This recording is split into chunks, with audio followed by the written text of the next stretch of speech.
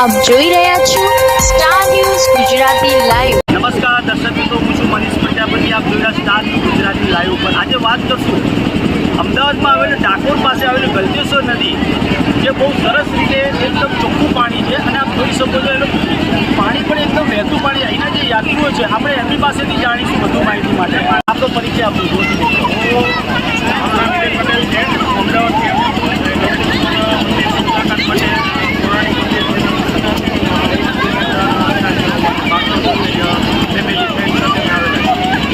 તમે નાયા પછી તમને કેવો અનુભવ હોય છે?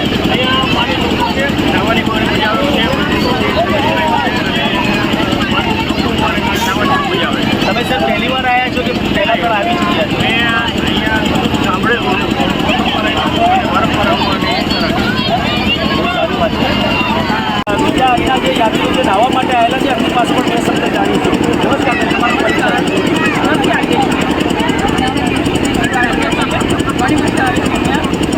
પાણી ઘણું શુદ્ધ છે, નાહવા માટે ઘણી મજા આવે છે અને અહીંયાથી નાહવાથી પવિત્ર થઈ જવાનો અહેસાસ થાય છે।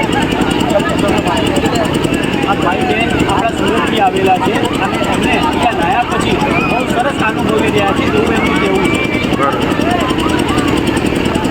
પાસે પણ આપણે જાણીશું ને વધુ માહિતી લઈશું। નમસ્કાર સર, આપનો પરિચય આપો।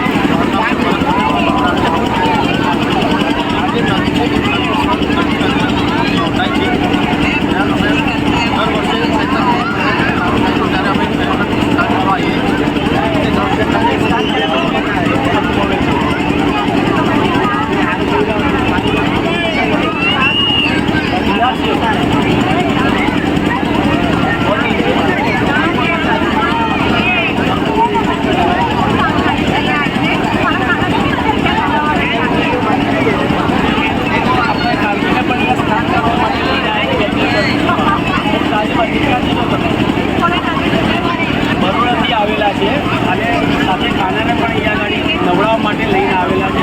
બહુ સારી વાત છે। પોતાનો સ્ટાર નમસ્કાર। આ ગલતેશ્વર મંદિરના જે કારોબારી છે આપણે એમની પાસેથી બે શબ્દ જાણીશું અને પૂછીશું એમને ઇતિહાસ એનો શું છે। नमस्कार, તમારો પરિચय આપજો પહેલાં તો।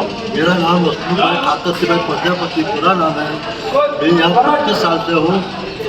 ये कालो मुनि महाराज की जगह है। इसको स्वयं भगवान शिव जी ने दर्शन दिए थे और यह 10,000 साल तपस्या की थी, तब उसको भगवान ने दर्शन दिया था और उसने गढ़ती नदी प्रकट किया जो सामने है। उसका जल भगवान को स्नान करा के महीसागर में जाता है, इसके लिए इसका नाम गलतेश्वर महादेव है। यह भगवान श्री कृष्ण खुद आ गया है पांडवों को लेकर।